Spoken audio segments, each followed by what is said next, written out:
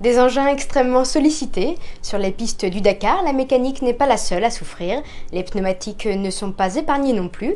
Les progrès techniques facilitent un peu la vie des concurrents, mais le Dakar ne devient pas pour autant une longue piste tranquille. Outre la chute, la plus grande angoisse du pilote moto sur le Dakar reste la crevaison. Un incident presque inévitable lorsque l'on roule à 150 km/h sur les caillouteuses pistes d'Afrique du Nord ou d'Afrique noire. Et même si l'introduction des pneus anti-crevaison au Bip-Mousse a permis de résoudre une bonne partie des problèmes, encore faut-il que la crevaison n'intervienne pas trop tôt dans la spéciale, sous peine de déjanter et de le pneu qui a éclaté, enfin le Bip-Mousse, puisqu'il n'y a pas de chambre à air sur ces pneus, qui est sorti, qui m'a bloqué la roue arrière.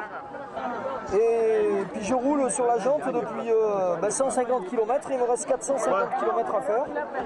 Donc je vais faire l'étape entière aujourd'hui sur la jante. Pas le meilleur moyen d'être le plus rapide, mais surtout sur une moto de course.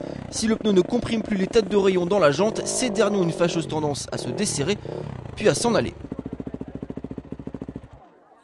Voilà, j'y arriverai pas. J'ai les rayons desserrés et je suis en train de les perdre.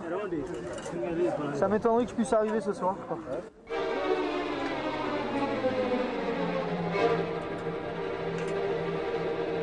Je sais pas comment je vais faire, je vais m'arrêter tous les 10 km vérifier. Si tout se passe bien, j'y suis cette nuit. Heureusement pour cet infortuné motard, il ne disputait pas son premier Dakar et dès lors était déjà rompu au système D à l'africaine, à savoir toujours profiter de ce que la nature ou le destin met sur votre route. Depuis ce matin, je galère. Mais je vais rester 6 heures dans la spéciale. 16 heures. Je roulais à 50 comme ça sur la jante, ça fait clink, clink, clink, clink, clink. Et à un moment, j'ai dû m'arrêter. Je suis parti à pied jusque dans un village.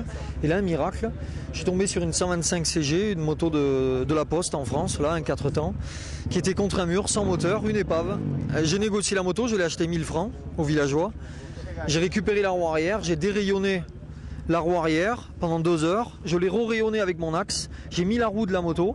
J'ai réussi à revenir ici en 4 heures. Bon, j'ai pris 2 heures de pénalité, mais le plus important, c'est que je sois là. Et je continue. Nouvelle preuve s'il en était besoin que sur le Dakar, patience, chance et système D sont souvent le meilleur moyen d'arriver.